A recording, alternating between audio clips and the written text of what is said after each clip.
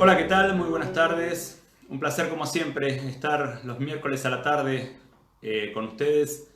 Soy Mauricio Weintraub. En este ciclo de encuentros que ya lleva 15 encuentros, este es el número 15, que como ustedes saben se denomina Temas Humanos desde la mirada de las escenas matrices.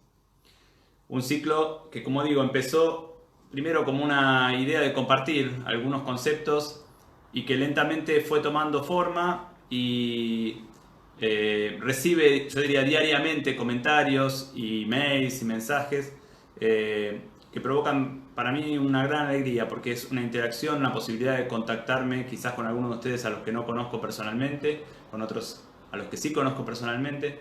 Y bueno, un espacio para pensarnos, básicamente es esto, un espacio para pensarnos y para intentar mirarnos, yo diría, con un puntito más de profundidad. Esta es en realidad la idea, este es un poco el objetivo. Tomar algún tema y darle una vuelta más, como nos gusta decir en escenas matrices, darle una vueltita más desde la mirada de las escenas matrices, porque consideramos también que el crecimiento es eso. El crecimiento es algo que nunca termina, el crecimiento es un camino que no tiene final.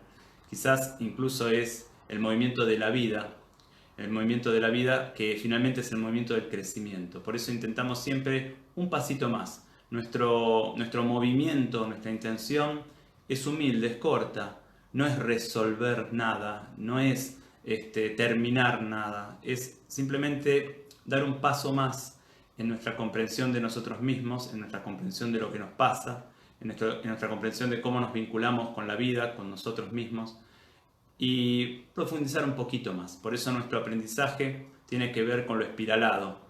Lo llamamos aprendizaje en espiral. Pasamos varias veces por los mismos conceptos, una y otra vez, y en cada vuelta que damos, cada vez que pasamos, nosotros no somos los mismos. Entonces también podemos escuchar y podemos entender desde otro lugar, quizás un poquito más profundo, el mismo concepto que venimos trabajando y trabajando desde antes en este proceso. Como les digo, este es el encuentro 15 y en este encuentro 15 vamos a tomar un tema que es quizás el tema más profundo, más nuclear, más complejo también de la mirada de las escenas matrices y, por qué no, de toda mirada, psicoterapéutica o no, que se plantea a sí misma como humanista. Tan complejo y tan profundo me parece este tema que preferí dividirlo en dos partes. Hoy vamos a ver la primera parte o vamos a tomar algunos aspectos de lo que es el tema de hoy y la semana que viene haremos una segunda parte. Por supuesto, al término de la segunda parte tampoco habremos terminado nada, pero bueno, algo más habremos dicho.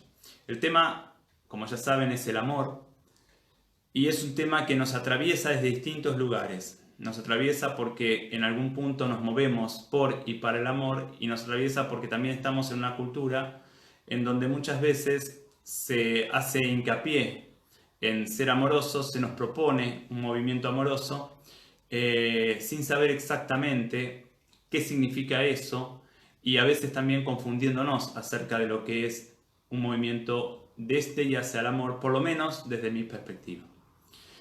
Como siempre hacemos, antes de empezar, hoy también voy a tomar una pregunta de alguno de ustedes. Voy a volver a tomar una pregunta de María Angélica que nos manda todas las semanas y por suerte preguntas muy interesantes que a mí me hacen pensar en qué concepto puede no estar claro o cómo profundizar algunos de los conceptos que decimos. María Angélica me hace dos preguntas, yo voy a tomar una de ellas y además la que voy a tomar tiene también que ver, ustedes lo van a ver probablemente en la segunda parte de la charla, tiene también que ver, digo, con el tema de hoy, con el amor. María Angélica nos pregunta, ¿vos considerás que la mirada del adulto sobre nuestros padres tiene que ver con poder aceptarlos como fueron o como son? María Angélica viene siguiendo este ciclo, como muchos de ustedes por suerte, y entonces, claro, parte de esto que venimos proponiendo en este ciclo y en todos los espacios de escenas matrices, que es la mirada del adulto. Entonces, la pregunta es si considero que a partir de la mirada del adulto, o sea, que una mirada del adulto con respecto a nuestros padres, tiene que ver con poder aceptarlos a ellos como fueron o como son. Y me pareció tan interesante esta pregunta y tan pertinente con el tema de hoy que yo la voy a contestar proponiéndoles un mínimo ejercicio. El ejercicio es el siguiente. Les voy a proponer a ustedes que conecten o que por lo menos recuerden alguna escena infantil. Cuando digo infancia, como ustedes saben, es desde el nacimiento hasta los 20, 21, 22 años, pero cuanto más chicos mejor, en este caso.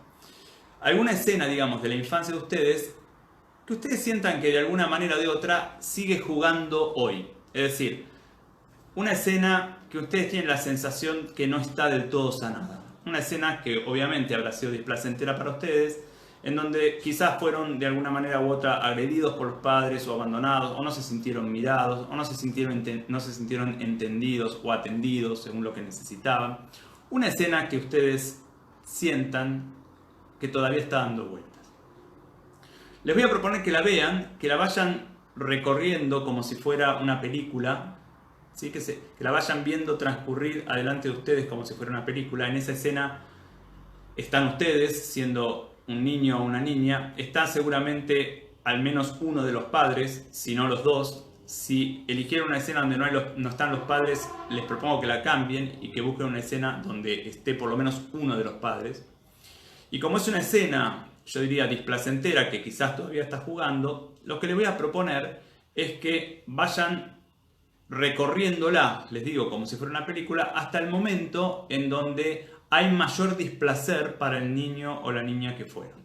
O sea, hasta el momento en donde el nene o la nena que fueron experimenta el mayor displacer, el mayor dolor, la mayor tensión, el mayor enojo, hasta ese momento. Y cuando llegan a ese momento, que la vayan como ralentizando, nunca se detiene del todo, pero que la vayan como ralentizando.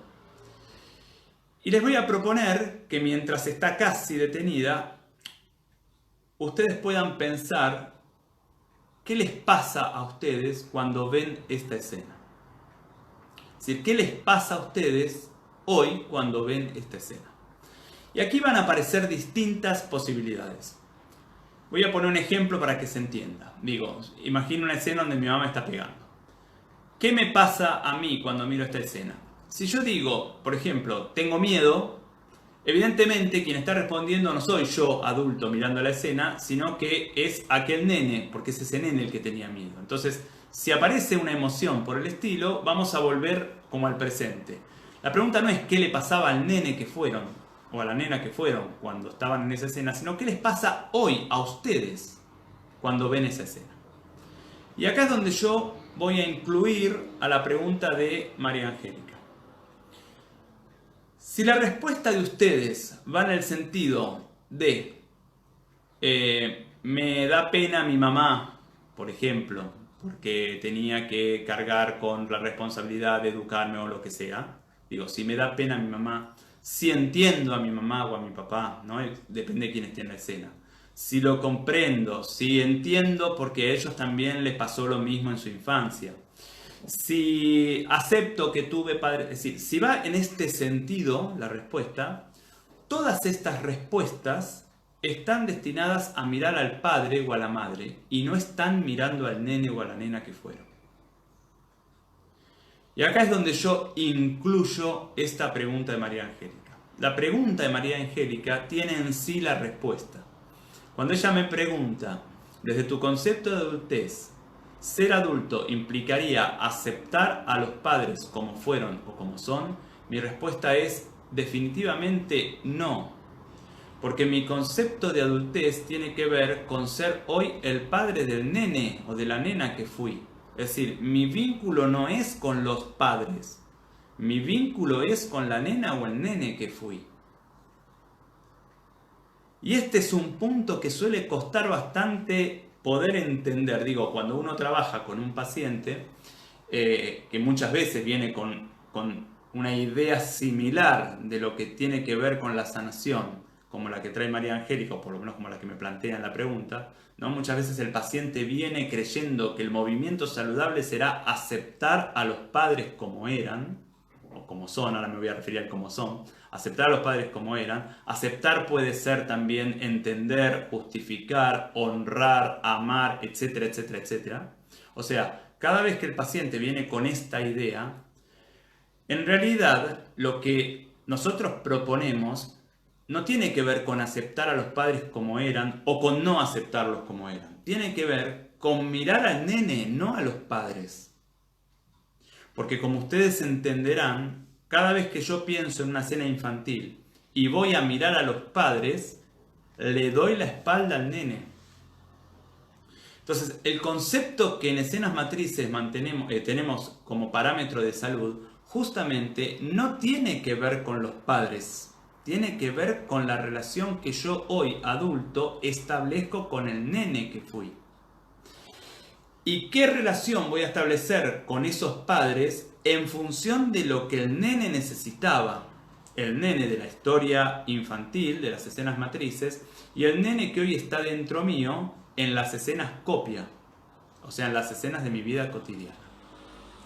Esto es muy complejo de entender, digo, me gustaría que estuviéramos todos en un gran taller para poder, para que ustedes pudieran también repreguntar, cuestionar, comentar, porque es muy complejo de entender, porque además hay toda una rama de la psicología o de la pseudopsicología o de la autoayuda o de las terapias alternativas, hay toda una rama que apunta justamente como criterio de salud, apunta a tratar de aceptar a los padres.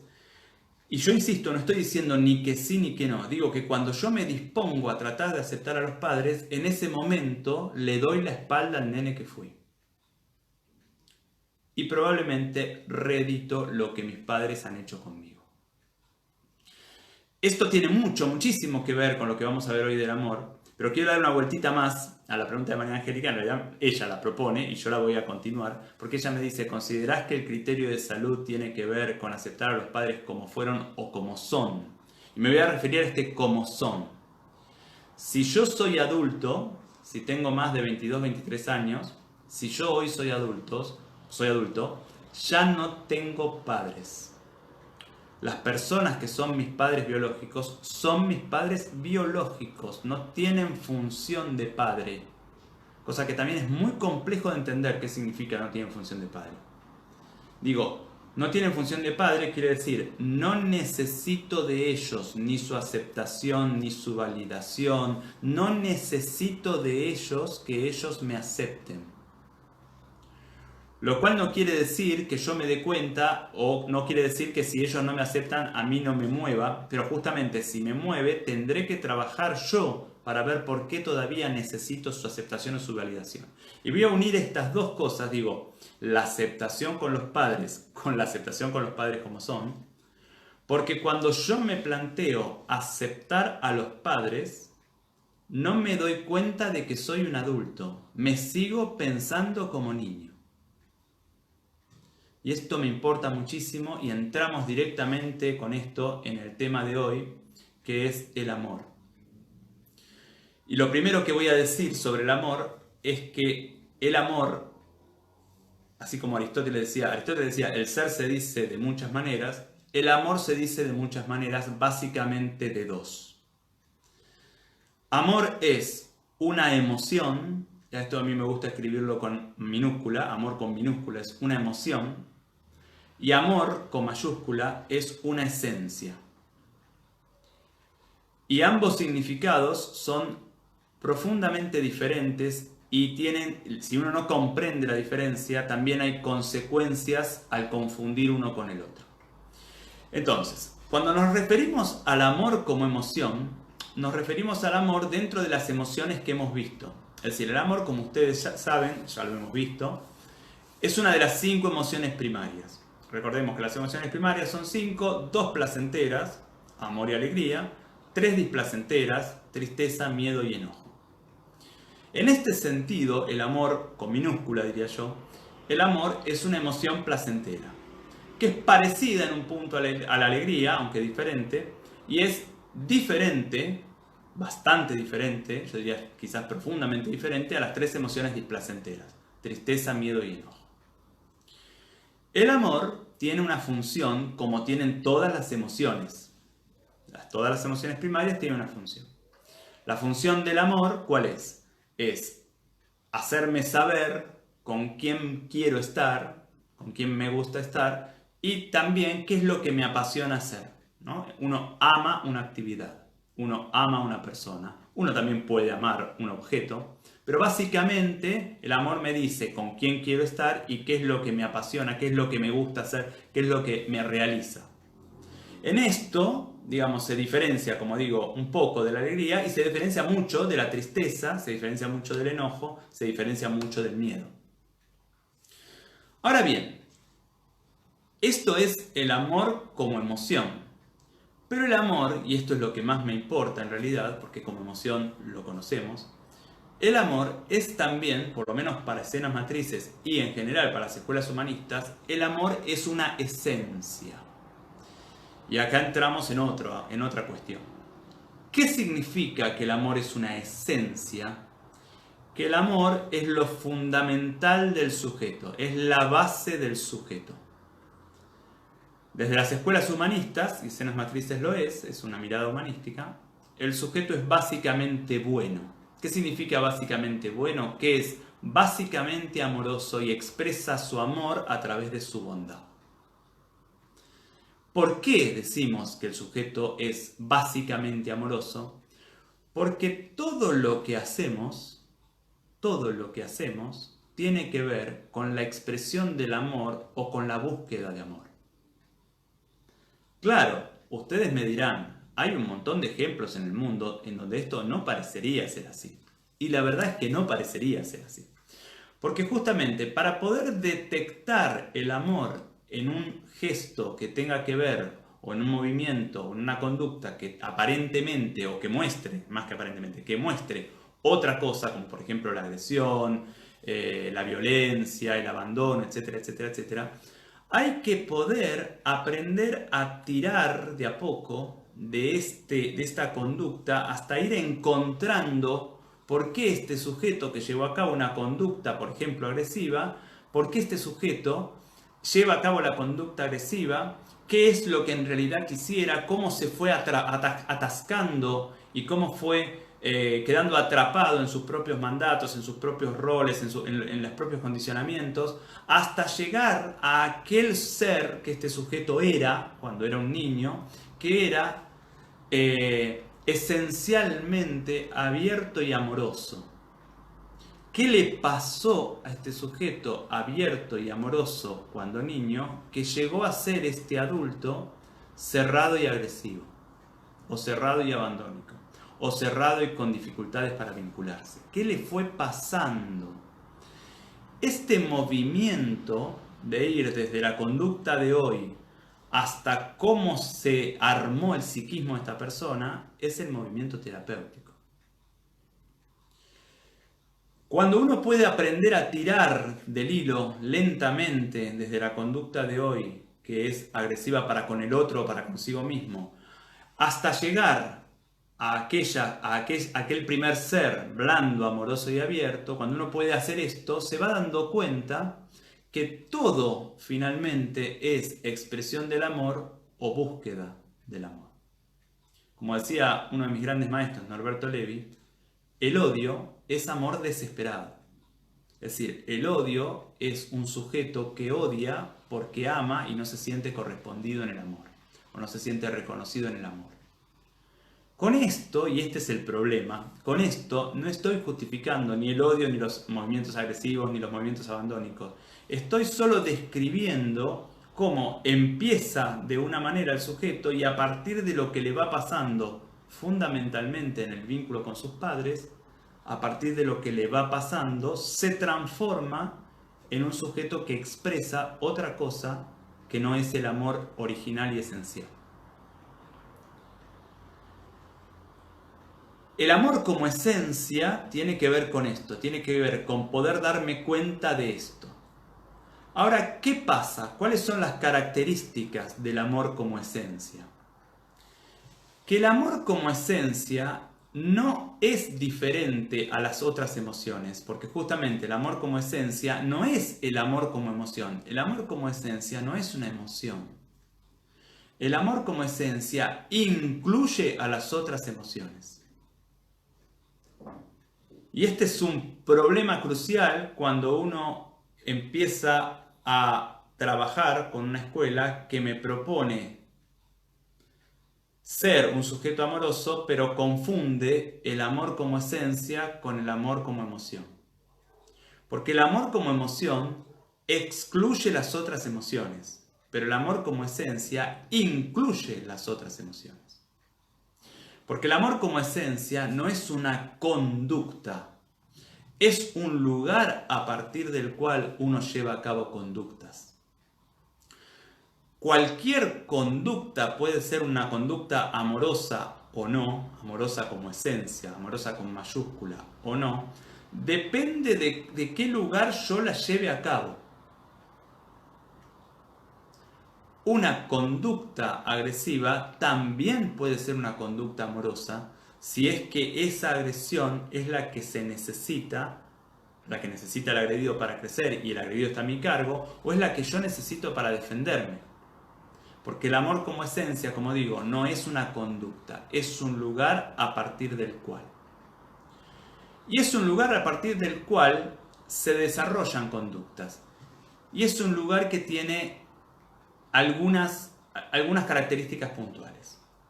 Desde el amor como esencia siempre se respeta al otro. Pero claro, acá las palabras son un problema. Porque ¿qué significa respetar? Respetar significa reconocer que el otro tiene derecho a ser como es, más allá de que a mí me guste o no. El amor como esencia parte siempre del respeto al otro. El otro tiene derecho a ser como es, más allá de que a mí no me guste. Pero claro, ustedes me dirán, bueno, entonces quedo a merced de todo otro, independientemente de si me gusta o no, como sea, de si es saludable o no para mí. Y acá justamente no, porque el amor como esencia respeta al otro, pero también respeta a mí mismo. O sea, desde el amor como esencia, me respeto a mí y al otro. Si desde el amor como esencia no siento que yo sea más valioso que el otro, ni que el otro sea más valioso que yo. Nos respetamos, mejor dicho, respeto a ambos desde el amor como esencia. Ahora, claro, ustedes me van a decir, bueno, pero si yo respeto al otro que quiere B y me respeto a mí que quiero A, ¿cómo hacemos? Porque el amor como esencia respeta a ambos, pero me prioriza a mí. Me prioriza a mí, ¿qué quiere decir? Prioriza a ese nene que está dentro mío, que hoy es mi sentir, mi deseo, hoy es lo que es bueno para mí. Prioriza esa parte por sobre el otro. Prioriza a ese nene, o, dicho en otras palabras, me prioriza a mí por sobre el otro, pero nos respeta a ambos. Y este es un punto muy importante. Porque finalmente, ¿por qué necesito priorizarme a mí? Porque si yo no me priorizo a mí y me hago permanecer a mí mismo en una situación que no es saludable para mí, tampoco voy a poder darle al otro algo bueno. Es decir, me priorizo a mí y me saco de las situaciones no saludables para mí. Porque si me dejo en una situación no saludable para mí, esto redundará en que no voy a poder darle algo bueno al otro. Es decir, que cuando yo me priorizo a mí, también de alguna manera priorizo al otro. Lo salvo al otro de lo que a mí me va a pasar cuando permanezca en una situación con algo no saludable. Lo que me va a pasar, ¿qué es? Que se me va a ir acumulando todo lo que no expreso y lo voy a volcar luego en el vínculo con el otro. Por eso decimos que desde el amor como esencia me priorizo a mí porque también buscamos el bien del otro, busco el bien mío y el bien del otro. Por lo tanto, se prioriza a ambos. Pero para priorizar a ambos necesito priorizarme a mí, porque no es posible querer al otro más de lo que me quiero a mí. Solo cuando me quiero a mí puedo verdaderamente dar algo al otro. Ahora, claro, para que esto sea posible, para poder habitar este amor como esencia, se necesita una estructura adulta. ¿Qué significa una estructura adulta? Una estructura que no necesite de la validación del otro, que no necesite de la aceptación del otro. que esté conectado con el otro, pero que no necesite la validación del otro. Se necesita una estructura adulta que soporte la diferencia entre el otro y yo. El otro quiere A, yo quiero B. Ninguno es mejor que el otro. Ninguno vale más que el otro. Ninguno tiene más razón que el otro. Y yo me voy a priorizar a mí. Y si realmente A no es saludable para mí, me voy a sacar de ese vínculo o me voy a sacar de esa situación, porque eso va a ser lo mejor para mí y en el fondo también va a ser lo mejor para el otro. Porque así como yo tengo derecho a un otro que quiera B, el otro también tiene derecho a un otro que quiera A, si es lo que verdaderamente quiere. Esto solo lo puede soportar una estructura adulta. ¿Adulta qué significa? Que soporte la diferencia entre el otro y yo. Cosa que un niño no puede hacer. El niño no puede soportar la diferencia entre sus padres y él. Si los padres censuran una parte de él, el niño va a estar seguro que él está mal, para así juntarse otra vez con los padres. Y el adolescente va a estar seguro que él está bien, para poder otra vez ser uno, el que tenga razón o el que está en lo correcto. El adulto soporta la diferencia, y en este soportar la diferencia hay verdaderamente un otro. Claro, hay un otro, tan valioso como yo, pero mi tarea es priorizarme a mí, para poder después estar limpio, estar libre, poder después actuar desde el amor como esencia ante el otro. Esto es la primera parte, diríamos así, de la charla sobre el amor. La vez que viene nos vamos a meter, entre otras cosas, con qué es lo que pasa, cuáles son las consecuencias de confundir amor con esencia, con amor como emoción, y a qué nos obligamos a nosotros mismos cuando, al confundir esto y al intentar ser solo amorosos como emoción, intentamos sacar de nosotros, intentamos excluir de nosotros todas las otras emociones. Esto fue la primera parte, como digo, de la charla sobre el amor. Yo, como siempre, les agradezco muchísimo el acompañamiento. Los invito a contactarnos con nosotros al mail que tienen en pantalla, info@habitarnos.com.ar. Los invito a seguirnos y a suscribirse a nuestro canal de YouTube, que se llama Habitarnos, o sea, habitar, un espacio y nos, sin paréntesis, sin guión, sin nada, sin punto, habitar, espacio, nos. Ahí están todos los videos de estas charlas y hay algunos otros videos también sobre escenas matrices. Los invito a quienes estén interesados a participar del tercer seminario que vamos a dar el viernes 11 de septiembre de 9 a 12 horas de la República Argentina. Los seminarios se dan por Zoom y además se graban y también pueden anotarse si es que no pueden estar ese día, pueden anotarse y les enviamos entonces la grabación. En ese tercer seminario trabajaremos sobre las emociones, emociones permitidas, emociones negadas, emociones prohibidas, y será el tercer seminario, como digo, del ciclo de 5, que culminará el mes de noviembre. Por supuesto puede consultar por terapia individual, terapia grupal, por la formación de escenas matrices en modalidad online, que se pueden inscribir, por supuesto, y por todas las actividades que llevamos a cabo en Habitarnos, por supuesto, en este momento tan particular, siempre a través de las plataformas online. Cuando volvamos a la vida cotidiana, espero que sea más pronto que tarde, volveremos a nuestros queridos talleres de escenas matrices que todos, tanto yo como mi equipo, extrañamos mucho. Los invito, como siempre, a seguirnos si quieren y si pueden la semana que viene, el miércoles a la misma hora. Les agradezco muchísimo.